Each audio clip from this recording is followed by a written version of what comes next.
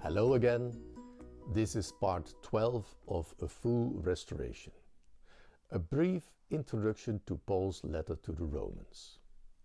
Grab your Bible and read along with me.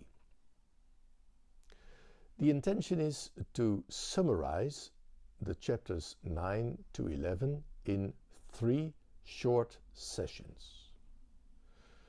The first 8 chapters, as you have seen, are about the interpretation of the gospel. They end with a hymn of praise for the love of Christ and of God. I quote, "Nothing can separate us from the love of God which is in Christ Jesus our Lord." Unquote. Chapter 8, verse 37 to 39. The chapters 9 to 11 are about the ways of God with Israel, and therefore end in 11 verse 33 with a hymn of praise to God's ways. I quote, "Oh, the depths of the riches of the wisdom and knowledge of God! How unsearchable his judgment, and his paths beyond tracing out." Unquote. Roughly speaking, the 3 chapters can be divided as follows. Chapter 9 deals with Israel's past as a nation. Chapter 10, verse 1 to 11, verse 10, deals with Israel's present. And chapter 11, verse 11 to 36, deals with Israel's future. Firstly, the following. In the church in Rome, at that time, there were converted Jews as well as converted Gentiles. Some even think that this congregation originated with Jews who were converted on the day of Pentecost in Jerusalem, Acts chapter 2, verse 9 to 11, and who returned to Rome with the message of the gospel. Leaving that aside, one can imagine the converted Jews having questions about circumcision and the function of the law, Romans 3 verse 1 and 2 and 7 verse 1 to 6, as well as the privileges of the Jews, chapter 9 verse 4 and 5. Another question that undoubtedly concerned the converted Jews is, if then there is no distinction between Jews and Gentiles, Romans 3 verse 22, what becomes of the promises of God to his people? Even though Israel, under the law, lost all claim to the blessings connected with the fulfillment of the law, those promises were given before the law and were unconditional. Did God cast out his people forever? No. That is why the apostle goes into great detail in all 3 of these chapters about God's dealings with Israel. Finally, in chapter 11, verse 29, it is stated that God's gifts of grace and calling are irrevocable. That is, his call can never be withdrawn. God will fulfill his promises to Israel in the very near future. From the day of Pentecost until the rapture of the church, we are living in a very special time and are, as believers, part of a kind of in-between program of God, the mystery of the church, in which there is neither Jew nor Greek. This mystery was not revealed in the Old Testament, but was revealed by the Apostle Paul in, among other places, the letter to the Ephesians. Read for yourself Ephesians 3, verse 1 to 7. Having said this, we are therefore going to consider the following question. Has God broken his promises to Israel? No. Paul explains in these 3 chapters that God has only temporarily sidelined the Jews as a people, not as individual Jews, because of their unbelief, and that when they return to the Lord as a nation, they will once again occupy a privileged position among the nations. We are going to look at this from 3 points of view. Firstly, the temporary setting aside of Israel is a righteous act, chapter 9, verse 1 to 33.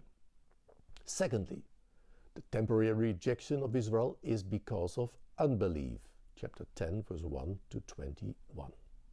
Thirdly, Israel's rejection is not final. There is a promise for the people of Israel, 11, verse 1 to 36. In this lesson, I will deal with the first point. Israel's temporary setting aside is a righteous act. Israel was especially privileged as a people. I quote 9 verse 4 and 5. Theirs is the adoption to sonship. For in Exodus 4 verse 22 it says, "This is what the Lord says, Israel is my firstborn son." Theirs the divine glory, that is the column of cloud and fire. The covenants, the receiving of the law, the temple worship, that is the temple service, and the promises. Theirs are the patriarchs, and from them is traced the human ancestry of the Messiah, who is God over all, forever praised. Amen. Unquote. What a privileges! But despite these privileges, the nation of Israel rejected Christ as their Messiah. And although God still invites every individual Israelite to believe in Christ, Israel has been set aside as a people. This does not mean, however, that God will not keep his promise to his people. After all, God never gave his promises to all Israelites, but only to a chosen portion of them. I quote chapter 9, verse 7 to 13. Nor because they are his descendants are they all Abram's children.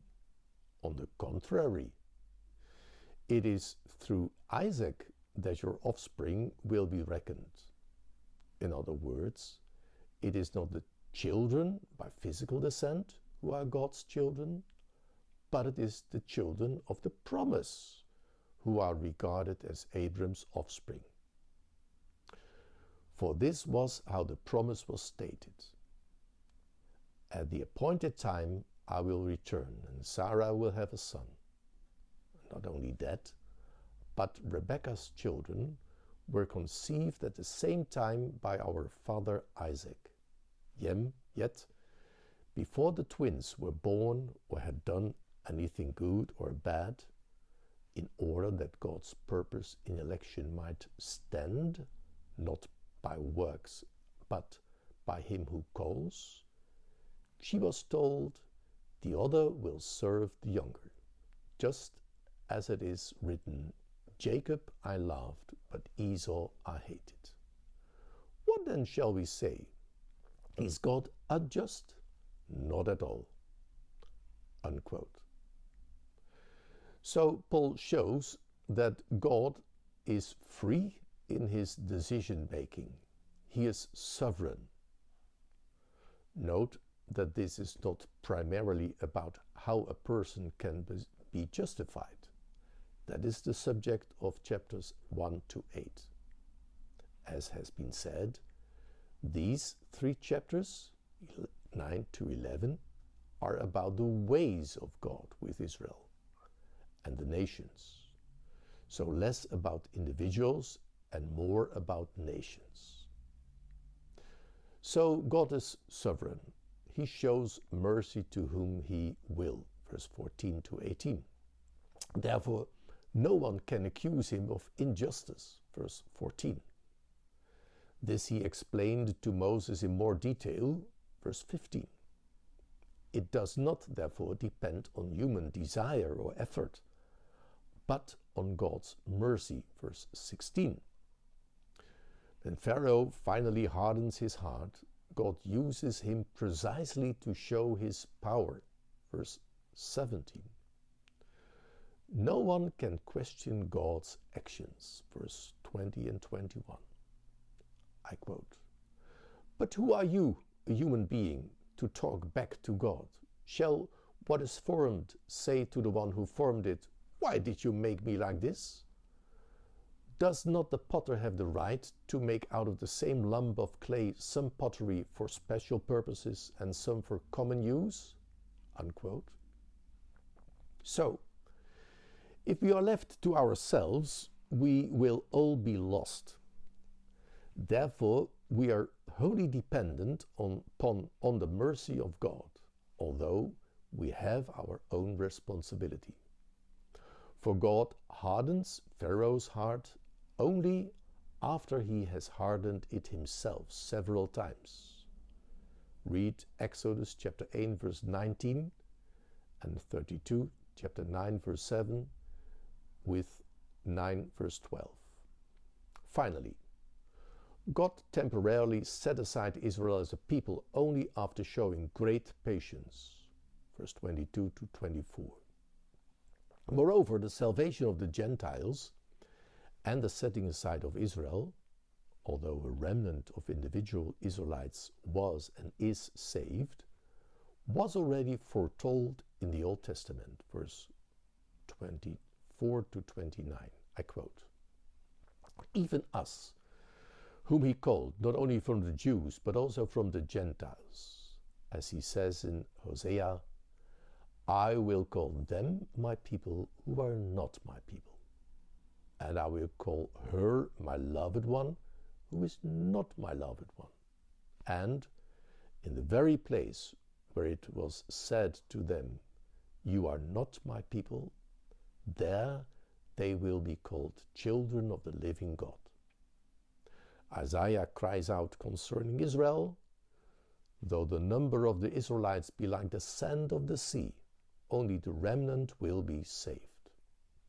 For the Lord will carry out his sentence on earth with speed and finality." It is just as Isaiah said previously, "Unless the Lord Almighty had left us descendants, we would have become like Sodom. We would have been like Gomorrah." Unquote. What is the conclusion?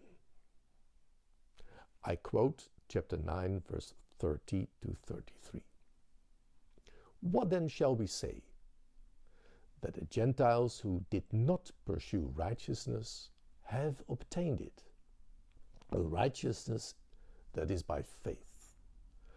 But the people of Israel, who pursued the law as the way of righteousness, have not attained their goal. Why not? Because they pursued it not by faith, but as if it were by works. They stumbled over the stumbling stone, as it is written, 'See, I lay in Zion a stone that causes people to stumble, and a rock that makes them fall. And the one who believes in him will never be put to shame.'" Unquote. And so we have answered the first point. The temporary setting aside of Israel is therefore a righteous act. In the next lesson, we will deal with point 2. Please read chapter 10 in its entirety. Until